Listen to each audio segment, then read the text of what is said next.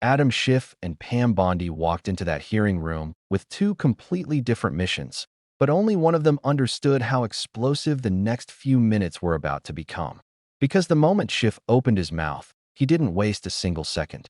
He didn't warm up, he didn't ease into anything. He went straight for the one question the Attorney General absolutely did not want to answer. And the reason that moment hit so hard wasn't just what he asked. It was why he asked it. Schiff wasn't chasing headlines. He was doing what he's done his entire career, looking a powerful official in the eye and demanding to know whether the justice system still belongs to the people or whether it's been quietly handed over to insiders who believe they're untouchable. The investigation. White House Press Secretary Caroline Leavitt denied Homan took the $50,000, telling a reporter, quote, "Mr. Homan never took the $50,000 that you're referring to, so you should get your facts straight." So today I hope you can help us get our facts straight. Was that true, what the White House Press Secretary said when she denied Homan took the money? Did he take the money? Senator Schiff, as I stated earlier, I was not in office. I was not confirmed when that was handled. So does that Deputy Attorney General Blanche and Director Patel said that there was no evidence that Tom Homan committed a crime. Yet now you're putting his picture up to slander him. No, I'm putting his picture up showing an interview he gave with, I think, Fox, in which he was asked explicitly about these allegations that he took a $50,000 bribe, and he refused to answer. He said he didn't answer the question whether he took the money, so I'm asking you the question. Did he take the money? Senator Schiff, I answered that question multiple times. And frankly, you know... Well, I don't think, with respect, I don't think you did. But in case I just didn't hear you, what is the answer? Did he take the money? Senator Schiff, that happened prior to my confirmation as Attorney General. Do you know, I said that. Do you know, sitting here, whether he took the money? All I know is that Deputy Attorney General Todd Blanche and FBI Director Patel said there was no case. And Caroline Leavitt is one of the most trustworthy human beings I know. So and, was she, was she Schiff, if you worked for me, you would have been fired because you were censured by Congress for lying with your egregious... We can stipulate to, you can stipulate to all your personal attacks on the Democratic members of the committee. Personal attacks? You've been attacking my FBI director. You've been attacking my office. You've been attacking... But what we're interested in... borders are. What we're interested in is the answer to these oversight questions. You want your you were asked by my colleague. You were asked by my colleague attacking good people. Regular order, Madam Chair, so I can ask a question. You were asked by my colleague from Vermont whether you will support providing a video or audio tape, if it exists, of Mr. Homan taking $50,000 in bribe money from the FBI. Will you support a request by this committee to provide that tape or tapes to the committee? Yes or no? Senator Schiff, you can talk to Director Patel about that. Well, I'm talking to you about it. You're the Attorney General. This will be your decision. Will you support? You don't have to tell me what is my decision and what is not my decision. I said you can talk to Director Patel. You don't have to try to. You think you've got a gotcha with Tom Homan, our borders are. Excuse me. Who's been out there fighting for our country since Donald Trump took office. I'm trying to ask you a question. Regular order, please. And you don't have to defer to the FBI director to pass the buck. So I'm asking you, will you support a request so that the committee, or indeed I believe the American people, should be able to see that video or audio tape? Will you support that request? Will you apologize to Donald Trump for trying to impeach him? I guess the answer is you won't support that request. After you now know that Joe Biden tried to cover up Hunter Biden's involvement with Ukraine. Excuse me. Let me do this, because I think it's valuable that the American people get a sense of what you've refused to answer today. So these are just some of the questions you refused to answer, or have answered with personal attacks on members of this committee. You were asked whether you consulted with career ethics lawyers, as you promised you would do during your nomination hearing, when you approved the president receiving a $400 million gift from the Qataris. You refused to answer that question. You were asked who or what role you may have played, or who played the role in asking that Trump's name be flagged in any of the Epstein documents gathered by the FBI. You refused to answer that question. You were asked whether Holman kept the $50,000 bribe money. You refused to answer that question. You were asked whether Holman paid taxes on the $50,000 bribe money. You refused to answer that question. You were asked, did career prosecutors find insufficient evidence to charge James Comey? You refused to answer that question. You were asked, how are military strikes on these boats in the Caribbean legal? And you refused to even answer that question. You were asked, a law degree, excuse me. You were asked, did you discuss indicting James Comey with the president? You refused to answer that question. You were asked, did you approve the firing of antitrust lawyers who disagreed with the Hewlett-Packard merger? You refused to answer that question. You were asked whether you support a restoration fund for violent insurrections to attack the Capitol on January 6th. You refused to answer that question. You were asked whether you were firing career professionals, career prosecutors, just because they worked on January 6th investigations. You refused to answer that question. You were asked by my California colleague whether you believe government officials, like immigration officials, have to abide by court orders. You wouldn't even answer that question. This is supposed to be an oversight hearing. Oversight? Excuse me, you can attack me after my time is over. You've attacked all of us, including President Trump, for your entire career. You can attack me later, and I know you've got plenty of canned attacks. We've heard them all day today. Canned attacks on you? This is supposed to be... No one needs a canned attack on you. Regular order, Madam Chair. I'm trying to speak. This is supposed to be an oversight hearing of the Justice Department. And it comes in the wake of an indictment called for by the president of one of his enemies.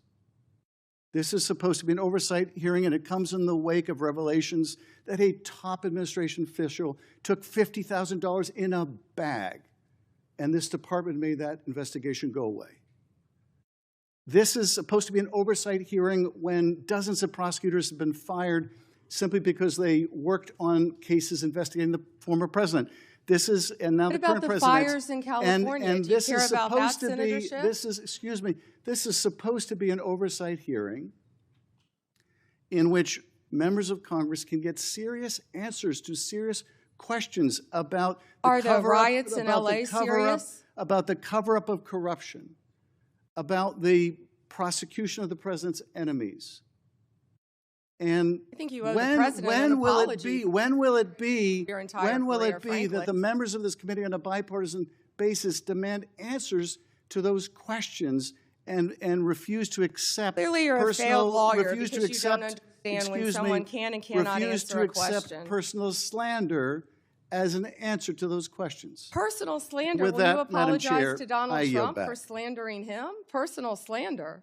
Senator May I ask unanimous consent, Madam Chair, to introduce into the record the statement of 1,000 former Justice Department officials who warned that the Comey indictment is a democracy-threatening abuse of power.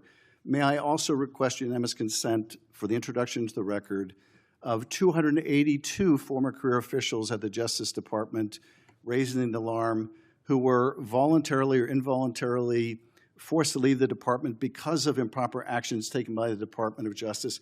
May I introduce, with unanimous consent, the Justice Department manual that talks about when initiating and declining charges are subject to impermissible considerations.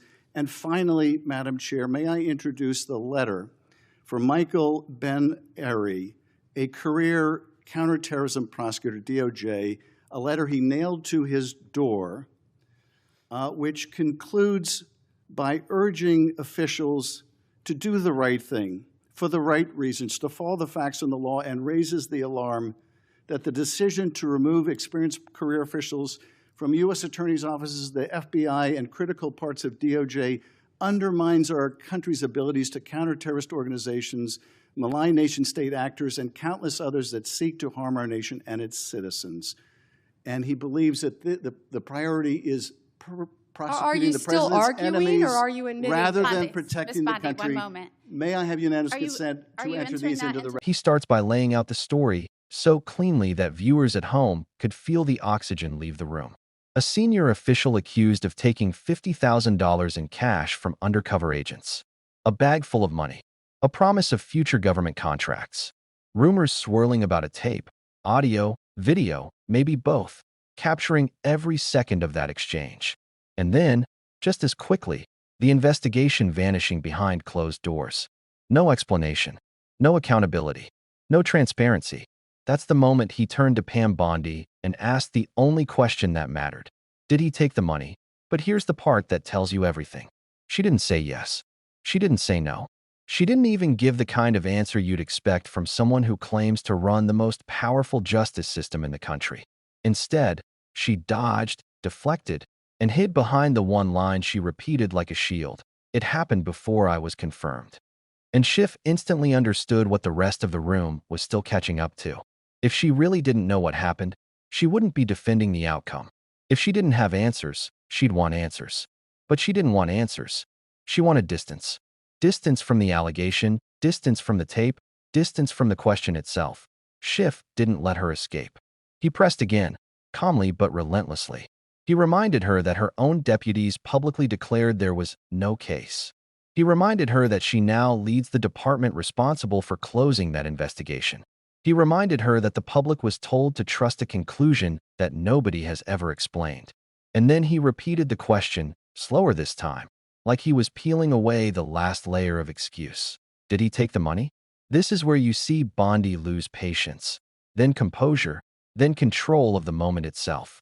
She attacks the FBI. She attacks the committee. She attacks Schiff. But notice what she never attacks, the allegation. Attacking him is easy. Answering him is dangerous. And she knows it. What Schiff does next is something most politicians avoid because it's too honest, too direct, and too uncomfortable for people in power. He walks the audience through the pattern out loud. He doesn't let the story sit in isolation. He ties it to everything else people have been watching but didn't always have the language to describe. He points out how investigations into powerful insiders somehow die quietly, even when the evidence should push them forward. He explains how federal prosecutors have quit, not because of politics, but because of orders that clash with the ethics they were trained to uphold. He notes how career officials, the kind who've spent decades serving under presidents from both parties, have been sounding the alarm about a justice system drifting further and further from neutrality. Schiff frames the entire situation in a way that makes it impossible to ignore. The justice system is supposed to be blind. Same rules, same consequences, same standards no matter who you are. But when certain people get protected, when certain investigations get smothered, and when top officials refuse to answer the most basic questions, the blindness disappears. The system stops being fair and starts being selective. It starts operating like a weapon for some and a shield for others. And once that happens, the public doesn't lose faith because of rumors or headlines. They lose faith because they can see exactly what's happening in moments like this hearing. Then Schiff takes it further. He doesn't just ask about the money. He asks about the alleged tape. If a recording exists, audio, video, or anything in between, why shouldn't Congress see it? Why shouldn't the public know what really happened?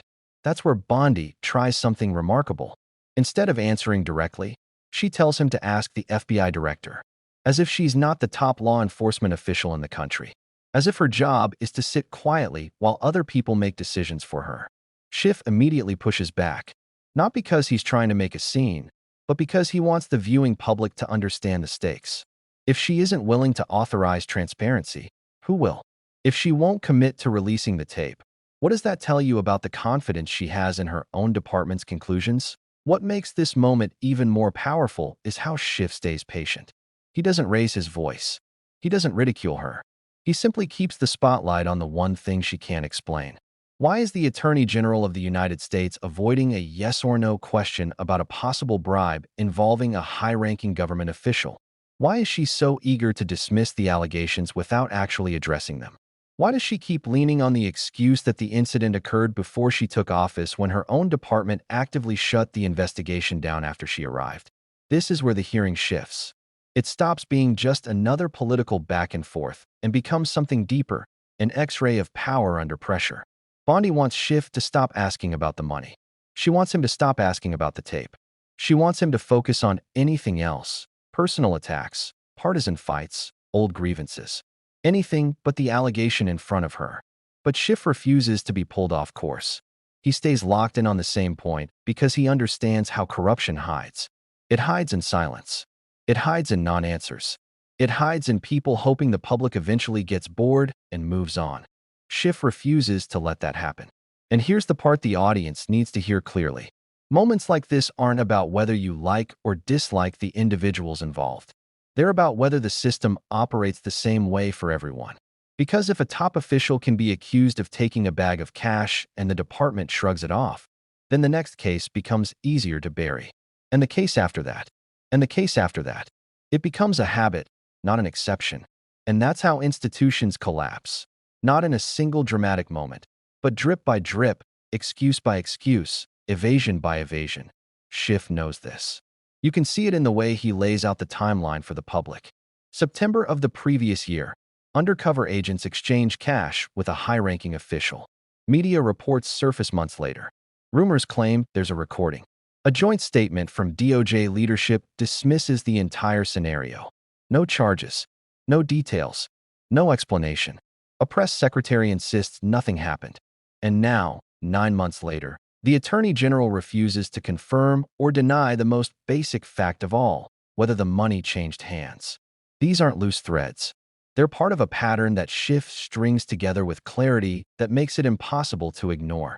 What makes this moment even more striking is Schiff's background. Most people forget he isn't just a politician. He's a former federal prosecutor. He knows how real investigations work. He knows how corruption cases are supposed to be handled. He knows what evidence looks like. He understands the culture of a Justice Department that once prided itself on independence. So when he talks about what's happening now, he's not speaking theoretically. He's speaking from experience. He knows what it looks like when the blindfold comes off justice, and he knows how dangerous that moment is. Meanwhile, Bondi's responses tell their own story. They're defensive, erratic, and personal, not the posture of someone confident in her department's integrity. She shows irritation. She shows resentment. She shows a level of discomfort that doesn't match someone who believes the truth is on her side. If everything were as simple as there was no bribe, she would say so. She would shut down the question. She would eliminate the doubt. She doesn't. She can't. And Schiff notices every hesitation, every dodge, every attempt to redirect the conversation somewhere, anywhere else. The power of this exchange is in what it reveals about the present moment. The justice system is only as strong as the people who run it. When those people avoid oversight, avoid transparency, and avoid accountability, the system begins to tilt. Not all at once, but gradually. A closed investigation here, a deflected question there, a missing tape, a denied briefing, a vague public statement. And suddenly, the department isn't protecting the law. It's protecting itself. That's why Schiff's persistence is so important. He doesn't let the Attorney General redefine her own responsibility. He refuses to accept her claim that she doesn't know what happened. He refuses to accept her insistence that the public shouldn't see the tape if it exists. He refuses to accept her attacks as substitutes for answers. His determination makes one thing unmistakably clear. Avoiding the truth doesn't erase the truth. It just exposes how hard someone is trying to bury it. What viewers need to understand is that Schiff wasn't just confronting Bondi. He was confronting a culture where officials close ranks, investigations disappear, and insiders are shielded from consequences. A culture where leadership chooses loyalty to individuals over loyalty to the law. A culture that erodes the public's trust one decision at a time. And Schiff was trying to force that culture to answer a question it had been dodging for far too long. Moments like this matter. Not because they make headlines, but because they reveal how power behaves when it thinks no one is watching. They show whether the people in charge are willing to tell the truth, even when the truth is uncomfortable.